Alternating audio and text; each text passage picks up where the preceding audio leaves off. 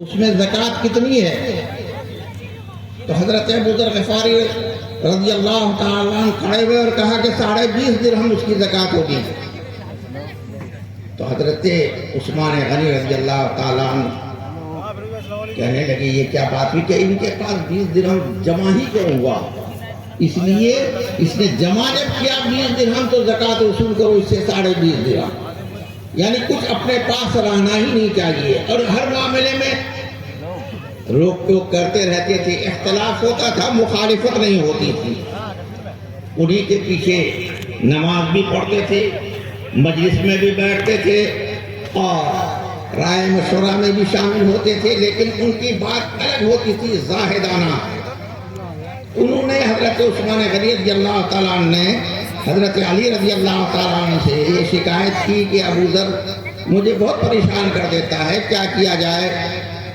تو حضرت علی نے مشورہ دیا کہ ان سے کہیے کہ تم مدینے سے باہر مدینہ چھوڑ دو، تمہارا گزارا عوام میں نہیں ہوگا۔ یہ سب کی شان نہیں ہوتی کہ ایک وقت کھا لیا تو دوسرے وقت میں کچھ بھی نہ رہے، یہ سب کا مقام نہیں ہے۔ اس لیے تم مدینے سے باہر چلے جاؤ، جنگل میں جا کے رہو۔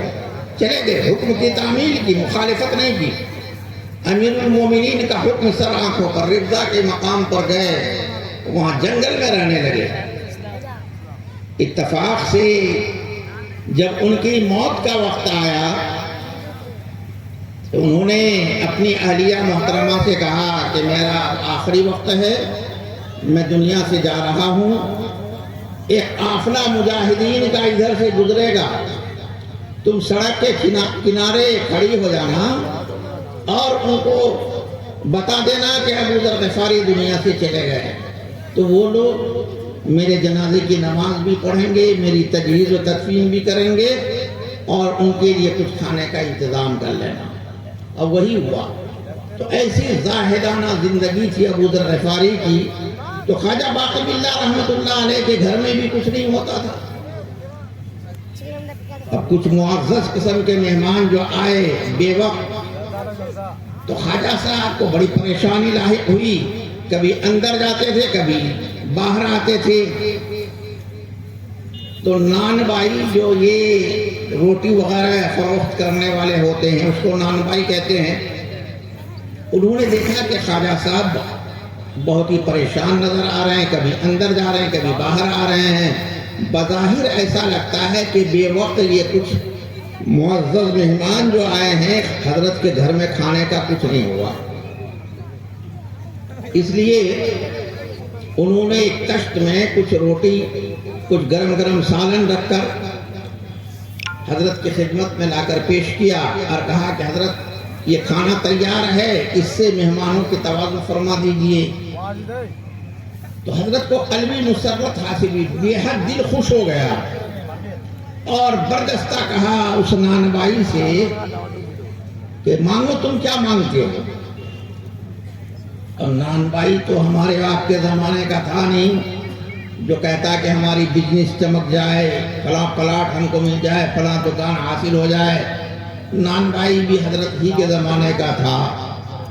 اس نے کہا کہ حضرت مجھے کچھ نہیں، بس اپنا جیسا ہی بنا لیجیے۔ اب حضرت چپ ہو گئے، پھر کہا کہ کچھ اور ہی مانگ لو۔ پھر وہی جواب دیا، مجھے کچھ نہیں چاہیے، آپ مجھے اپنا جیسا ہی بنا لیجئے۔ جب وہ اصرار کرنے لگا تو حضرت خواجہ باقی باللہ رحمت اللہ علیہ اس نان بائی کو لے کر اپنے حجرے کے اندر گئے اور ان کو سینے سے زور سے بھینچا، سینے سے لگایا اور زور سے بھینچا اور یہ دعا کی، اللہ جو کچھ مجھ میں ہے یہ نان بائی کے اندر بھی ڈال دے۔ قاری طیب صاحب رحمت اللہ علیہ لکھتے ہیں کہ وہاں سے جب باہر نکلے تو شکل و صورت میں بھی نان بائی اور خواجہ صاحب کی شکل و صورت میں بھی کوئی فرق نہیں تھا۔ فرق اتنا تھا کہ حضرت خواجہ صاحب تو ذرا مطمئن تھے لیکن وہ کانپ رہا تھا، اور وہ لکھتے ہیں کہ چند دنوں کے بعد وہ نانبائی ان کمالات کا تحمل نہیں کر پایا اور پھر ان کا انتقال ہو گیا، لیکن دنیا سے خواجہ باقی باللہ رحمۃ اللہ علیہ بن کر گیا۔ تو یہ اللہ والوں کی صحبت کا اثر ہوتا ہے، ان کی رفاقت کا۔ حضرت شیخ سعدی رحمۃ اللہ علیہ نے اس کی بہت ساری تمثیلات دی ہیں۔ ایک جگہ لکھا ہے، گلے خوشبو در حمام روزے رسید دست محبوب بدستم، بدو گفتم کے مشکی یا عبیری، کیا خوشبو دل آویزے تو بستم، بگفتہ من گلے ناچیز بودم، ولیکن مدت باگل نشستم، جمال ہم نشی در من اثر کرد، وگرنہ من ہما خاکم کے ہستم۔ کہ تو میں ناچیز مٹی ہوں، پھول کی صحبت میں رہنے کی وجہ سے کچھ اس کی خوشبو میرے اندر بھی سرایت کر گئی۔ اور اسی میں کہ شیخ سعدی رحمۃ اللہ علیہ لکھتے ہیں، سگے اصحاب کہف روزے چند، پے نیکا گرفت مردم شد۔ اصحاب کہف کا کتا کچھ دن اللہ والوں کی صحبت میں رہا تو انسان بن گیا۔ انسان بن گیا مطلب یہ، کچھ جانور ایسے ہیں جو اللہ تعالیٰ ان کو جنت عطا فرمائیں گے، ورنہ جانوروں کو تو مٹی بنا دیا جائے گا، اس کے ساتھ حساب کتاب کا معاملہ ہی نہیں ہے، مکلف بھی نہیں وہ شریعت کے۔ لیکن اصحاب کہف کا کتا، ان کو اللہ جنت میں داخل کریں گے، مگر شکل کتا نہیں ہوگا، بلکہ بنی اسرائیل کا وہ عابد و زاہد جس کا نام بلعم باعورہ ہے، وہ شکل اللہ اس کو دے کر کے جنت میں داخل کر دیں گے اصحاب کہف کی صحبت کی بنیاد پر۔ اب پیسر نوح بابدہ بن ششت خاندان نبوتش گم شد۔ نوح علیہ السلام کا لڑکا، نبی کا لڑکا غلط لوگوں کی صحبت میں پڑ گیا، اپنے خاندانی نسبت کو گم کر دیا، نبوت کے خاندان میں پیدا ہوا، بری صحبت سے بیکار تباہ ہو گیا۔ آج تو ہم لوگوں کو اللہ والوں کی صحبت، ان کی معیت، ان کے پاس بیٹھنا، ان کے ساتھ اٹھنا بیٹھنا اچھا نہیں معلوم ہوتا۔ آج جو ملک میں حالات آ رہے ہیں، کاش مسلمان اس کو سمجھتے، اس پر غور و فکر کرتے۔ جس قرآن کو اپنانے کی وجہ سے وہ معزز ہوئے، محترم ہوئے، وہ معزز تھے زمانے میں مسلمان ہو کر، اور خار ہوئے تم تارک قرآن ہو کر۔ کاش مسلمان اس بات کو محسوس کرتے۔ میں یہ نہیں کہتا کہ مسلمان کا بچہ انجینئر نہ ہو، ڈاکٹر نہ ہو، پروفیسر نہ ہو، لیکن کم سے کم اتنا تو ہو کہ اگر تمہارے دو بچے ہیں تو ایک کو عالم بنا دو، ایک کو ڈاکٹر بنا دو، کسی کو انجینئر بنا دو تو کسی کو حافظ قرآن بنا دو، تاکہ دین اور ایمان کی حفاظت ہو سکے۔ اور رہا مسئلہ یہ تمہارا سوچ اور فکر ہے، جس سے تم سوچتے ہوگے کہ یہ مولوی بنانے سے کیا ہوگا، گھر کے دودھ کا بھی تو پیسہ نہیں لا سکے گا، انجینئر ڈاکٹر بنے گا تو بہت پیسہ کمائے گا۔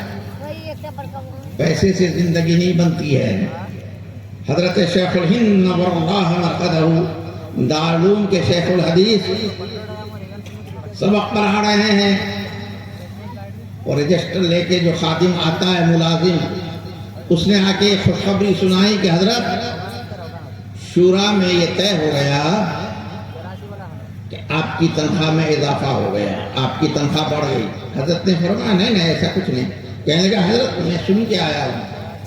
اچھا یہ سچی خبر ہے؟ اٹھ کے گئے اور شورا والوں سے جا کے کہا کہ دیکھو اگر میری تنخواہ بڑھانی ہے تو میں دارالعلوم چھوڑ دوں گا، جو تنخواہ مجھے مل رہی ہے میں اسی کا حق نہیں ادا کر پاتا، اور تم میری تنخواہ بڑھانے کے بارے میں سوچ رہے ہو؟ کہ ہمارے اکابرین کا شیوا ہے، کم سے کم سامنے تو رکھو، عمل نہیں ہوتا تو کمی کا تو احساس کرو کہ میں کسی قابل نہیں.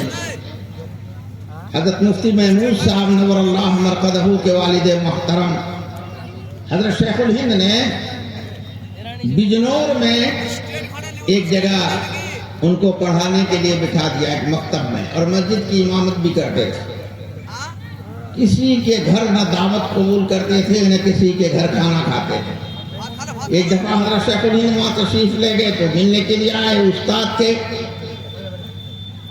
ایک صاحب نے شکایت کی کہ حضرت یہ ہمارے گھر نہ دعوت کھاتے ہیں نہ کھانا ہی لیتے ہیں، کیا ہم سب حرامی کھاتے ہیں؟ تو انہوں نے کہا کہ حضرت یہ بات نہیں ہے، میرے بیوی بچے یہاں ہیں، میں کاہے کے لیے دعوت کھاؤں، میرے گھر پکتا ہے. اور مفتی صاحب لکھتے ہیں کہ مسجد والوں نے ان کی تنخواہ باندھنے کے لیے یہ بہت کوشش کی کہ مسجد میں آپ نماز پڑھاتے ہیں، اس کی کچھ تنخواہ ہونی چاہیے. تو کہنے لگے ہمارے والد صاحب نے کہا کہ سب یہ جہنم ہی کو بھرنے میں لگا دوں گا، وہاں کے لیے بھی تو کچھ رکھنا ہے، مجبوری ہے مدرسے سے تنخواہ لے لیتا ہوں، امامت کی تنخواہ کیسے لے لیں گے، کچھ وہاں کے لیے بھی تو چھوڑنا ہے. اور فرمایا کہ والد صاحب چائے وغیرہ کچھ نہیں پیتے تھے، رات کی باسی روٹی ایک کٹورے میں بھگا دیتے تھے اور اس میں نمک ڈال کر کے اس کو کھا لیتے تھے، بس یہ ان کی خوراک تھی. تو میرے بھائیوں بزرگوں وہ دوستوں، میں یہ عرض کر رہا تھا اپنی نسبت کو پہچانو. مدرسہ چہار دیواری کا در و دیوار کا نام نہیں ہے. حضرت رائے پوری رحمت اللہ علیہ باغ میں رہتے تھے، باغیچہ تھا آم کا، وہی ان کا فیض، ان کا سلسلہ، ان کے متعلقین متوسلین پہنچتے تھے. حضرت شیخ مولانا زکریا صاحب روزانہ عصر کے بعد حضرت رائے پوری کی خدمت میں جاتے. مولانا علی میاں سوانح عبد القادر میں لکھتے ہیں کہ باغ کے ہر پتے سے ذکر اللہ کی آواز آتی تھی. ایک چھپڑ میں رہتے تھے.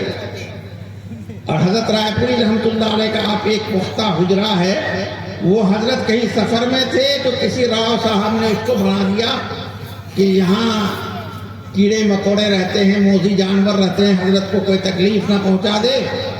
تو ان کے غائبانے میں اس کو بنوا دیا. تو حضرت جب تشریف لائے بہت ناراض ہوئے.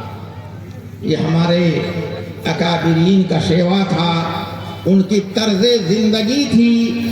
اور یہ بانی مدرسہ جامعہ امدادیہ حضرت مولانا عابد صاحب نور اللہ مرقدہ ہمارے استاد مشفق محترم بڑی سادی زندگی گزار کے چلے گئے.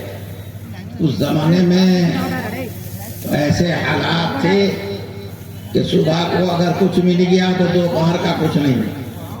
اور حضرت یہ سمنپور گاؤں میں ان کے ایک ہم نام تھے حاجی عابد صاحب، ان کو لے کر کے لوگوں سے چاول مانگ کے لاتے تو دوپہر کا کھانا پکتا تھا. آج اللہ نے وسعت دی ہے، فراوانی دی ہے، ان کے خلوص کی برکت ہے، اس کو کبھی نہیں بھولنا چاہیے. یہ دروازہ اگر کھلا ہے، اگر یہ اللہ نے وسعت دی ہے، ان بانیین مخلصین کی تڑپ ہے، ان کا جذبہ ہے، ان کی محنت ہے، ان کی کوشش ہے کہ اللہ تبارک و تعالیٰ نے یہاں تک پہنچایا. اس لیے آپ حضرات سے میں عرض کروں گا، علماء کی صحبت سے اپنے کو بے نیاز نہ کرنا. ہر قول، ہر فعل، ہر کام ان سے پوچھ کے کرنا کہ کیا حلال ہے کیا حرام ہے. آج کا انسان جتنی محنت کر رہا ہے جہنم کے لیے، اگر اتنی محنت اس سے آدھی محنت کر لے جنت کے لیے تو جنت کا حقدار بن جائے. لیکن شب و روز صبح و شام یہی مشغلہ ہے، ہائے دنیا ہائے دنیا. میرے بھائیوں بزرگوں و دوستوں، اپنی حیثیت کو پہچانیے، اپنے مقام کو یاد رکھیے.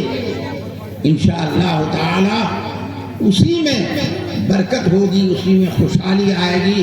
اور برکت کس کو کہتے ہیں یہ شاید آج کے دور میں آدمی کو سمجھ میں آئے یا نہ آئے. حضرت مالک ابن دینار رحمت اللہ علیہ کے زمانے میں ایک نوجوان پیروں سے معذور ہے، زمین میں گھسیٹتا ہوا چلا جا رہا ہے، چلچلاتی ہوئی دھوپ، سخت گرمی، پسینے میں شرابور، اور جانور بھی درختوں کے سائے میں بلبلا رہے ہیں۔ مالک ابن دینار بڑے اللہ والے تھے، ان کی نظر پڑی، پوچھا نوجوان کہاں جا رہے ہو؟ کہ حج بیت اللہ کے لیے۔ کہ اس دھوپ میں، اس گرمی میں لوگ گھروں سے نکلنے کی ہمت نہیں کر پاتے، آپ گھسیٹتے ہوئے جا رہے ہو، چلو میرے گھر تھوڑی دیر رک جاؤ، کچھ کھا پی لو اور کچھ ٹھنڈا ہو جاؤ پھر چلے جانا۔ تو اس نوجوان نے جواب دیا کہ میرے پیر نہیں ہیں، میں معذور ہوں، تمہارے وہاں رک گیا، اور اگر وہی وقت میرا نکل گیا اور وہاں حج کا وقت پورا ہو گیا، حج ختم ہو گیا، میں محروم رہ جاؤں گا، اس لیے مجھے جانے دو۔ حضرت مالک ابن دینار رحمت اللہ علیہ نے ان سے کہا ایسا ہے کہ آپ تھوڑی دیر ہمارے گھر میں آرام کر لو، اور جو اس میں ٹائم لگے گا، آپ کا وقت لگ جائے گا یہاں، میں آپ کے لیے سواری کا انتظام کر دوں گا، سواری پہ چلے جانا، پھر تو پہنچ جاؤ گے۔ اس نوجوان نے جواب دیا مالک ابن دینار، میں تو سمجھ رہا تھا کہ تم بہت سمجھدار ہو، لیکن تمہیں سمجھ نہیں ہے۔ ارے غلام اگر اپنے آقا کے دربار میں جاتا ہے آقا کو مولانے کے لیے، تو زمین میں گھسیٹتے ہوئے جانے میں اچھا لگتا ہے یا سواری پر بیٹھ کر شان سے جانے میں اچھا لگتا ہے؟ مالک ابن دینار رحمت اللہ علیہ خاموش ہو گئے۔ وہ جوان گھسیٹتے گھسیٹتے حرمین شریفین میں پہنچ گیا، بیت اللہ کا طواف کیا، سعی بین الصفا والمروہ کیا، رمے جمار کیا، اور آخر میں قربانی کرتے ہیں مینا کے میدان میں، حج کا آخری رکن۔ اب قربانی کرنے کے لیے لوگ جا رہے ہیں مینا کے میدان میں، دیکھا تو ایک جگہ بہت سارے لوگ اکٹھے ہیں، کچھ مجمع لگ رہا ہے۔ مالک ابن دینار نے پوچھا کہ یہاں لوگ کیوں جمع ہو رہے ہیں؟ کہنے لگے بھائی ایک نوجوان ہے، پیروں سے معذور ہے، اور وہ ہاتھ اٹھا کر اللہ سے باتیں کر رہا ہے، کہ جہاں مجھے بھی دیکھنے دو۔ تو لوگ تھوڑا سا راستہ دیے، حضرت مالک ابن دینار رحمت اللہ علیہ نے دیکھا یہ تو وہی نوجوان ہے جو مجھے راستے میں ملا تھا۔ اس وقت میں وہ کہہ رہا تھا اے اللہ، میں نے تیری توفیق سے، تیری مدد سے تیرے گھر کی زیارت بھی کی، طواف بھی کیا، سعی بین الصفا بھی کیا، اور وقوف عرفہ بھی کیا، شیطان کو کنکریاں بھی ماری، سب ارکان پورے کر لیے، اب لوگ قربانی کریں گے، میں تو مفلس ہوں، غریب ہوں، میرے جیب میں تو پیسہ ہی نہیں، میں کہاں سے قربانی کروں؟ اے اللہ، لوگ قربانی کے لیے جانور پیش کریں گے، میں دعا کرتا ہوں کہ آپ اس راستے میں میری جان کی قربانی قبول کر لیجئے۔ اور یہ دعا کرنی تھی، روح پرواز ہو گئی۔ جس کو آخرت کا خوف ہوتا ہے، اللہ کی محبت ہوتی ہے، یہ دنیا کوئی چیز نہیں ہے، اور پالنے والے تو اللہ کی ذات ہیں۔ اگر آپ سمجھو کہ دولت سے انسان پلتا ہے، تو میں آپ کو اطراف کا وہ مثال دے سکتا ہوں جو ہم نے اپنے آنکھوں سے دیکھا کہ سینکڑوں بیگھا زمین کا مالک یہ گلے میں کینسر ہوا اور کھانا پینا بند ہو گیا، وہ نلکی سے دودھ ڈالا جاتا تھا ان کے پیٹ میں زندہ رہنے کے لیے، اور کچھ دن کے بعد ختم ہو گیا۔ تو مولا جب تک کھلائے آدمی کھاتا ہے، اور جب اللہ روک دے تو پھر مجال نہیں ہے کہ ایک لقمہ اندر چلے جائے۔ اس لیے اپنی اولاد میں قرآن پاک سے جوڑو۔ اگر دو بیٹے ہیں، ایک کو ڈاکٹر بناؤ، ایک کو کم سے کم ایمان کی حفاظت کے لیے، اسلام کی حفاظت کے لیے تیار کرو۔ اور اکابرین نے اس کے لیے بڑی قربانیاں دی ہیں۔ وہ ماحول تو ختم ہو گیا، خود حضرت خواجہ قطب الدین بختیار کاکی کا یتیم تھے، والد کا انتقال ہو گیا، اور اس کے بعد ماں نے بچے کو تیار کیا کہ بیٹا قرآن پڑھے. اب یہ اس زمانے کے مشہور تھے حضرت خواجہ معین الدین چشتی اجمیری رحمۃ اللہ علیہ. ماں نے التجا کی، درخواست کی، میرے بیٹے کا بسم اللہ کرا دیجیے. صاحب نسبت کی تو بات ہی دیگر میں ہوتی ہے، اس میں خیر و برکت بھی ہے، عافیت بھی ہے، دعا کی مقبولیت ہے، باعزید بستامی جیسا بن جاتا ہے دعا کی برکت سے. تو خواجہ اجمیری نے جواب دیا کہ ہاں یہ تو میرا بھی دل چاہتا تھا کہ قطب الدین کا میں بسم اللہ کراتا، لیکن میں دیکھ رہا ہوں کہ گنبد خضرا سے آقا کا حکم یہ ہے کہ قطب الدین کا بسم اللہ حمید الدین ناگوری کرے گا. خواجہ حمید الدین ناگوری رحمۃ اللہ علیہ تشریف لائے اور کہا پڑھو بیٹا قطب بسم اللہ الرحمن الرحیم. حضرت خواجہ قطب الدین بختیار کاکی رحمۃ اللہ علیہ بسم اللہ الرحمن الرحیم کے بعد پڑھتے پڑھتے قرآن کے 15 پارے پڑھ دیے. اب حضرت خواجہ حمید الدین ناگوری حیران ششتر، 15 پارے کا حافظ کیسے بن گیا یہ بچہ؟ کہتے استاد جی اب تو ایسا ہے سبحان اللہ جی سے آگے پڑھا دیجئے، یہ 15 پارے میرے یاد ہیں. بیٹا قطب الدین یہ 15 پارے کہاں یاد کیا تھا؟ کہ میں جب ماں کے پیٹ میں تھا تو میری والدہ اٹھتے بیٹھتے ہر وقت قرآن پڑھتی تھی، قرآن کی حافظہ تھی، ہر وقت قرآن پڑھتی تھی.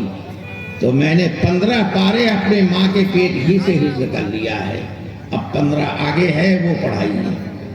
تو میرے محترم بزرگوں و دوستوں، ایسا ہمارے اکابرین گزرے ہیں، ہمارے بزرگوں کی یہ روشن حیات ہے، ان کی طرز زندگی ہے. ٹھیک ہے دنیا کمائی یہ منع نہیں ہے، لیکن دنیا تو ایک ضرورت کی چیز ہے، یہ مقصد اصلی نہیں ہے. کشتی تو چلے گی پانی پر، لیکن کشتی کی سلامتی اور خیریت یہی ہے کہ وہ کشتی سے پانی باہر رہے. اگر کشتی کے اندر پانی آ گیا تو اس کے لیے فنا ہے، کشتی ڈوب جائے گی، برباد ہو جائے گی.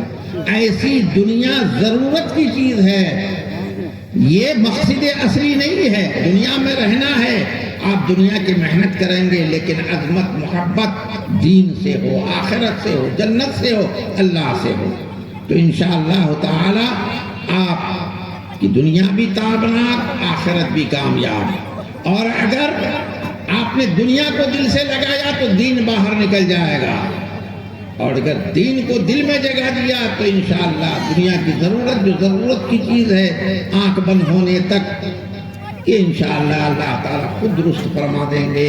اور اللہ کا وعدہ ہے وَمَا مِن دَابَّةٍ فِي الْأَرْضِ إِلَّا عَلَى اللَّهِ رِزْقُهَا، رزق کا مالک اللہ ہے. انشاءاللہ تعالیٰ وہ تو لنگڑے اندھے کو بھی روزی دیتا ہے. آپ ماشاءاللہ کمانے والے ہیں، اللہ روزی ہر حال میں دیں گے. نیت درست کر لیجئے کہ حلال روزی ہو، محنت کی کمائی ہو، محنت کی روزی ہو.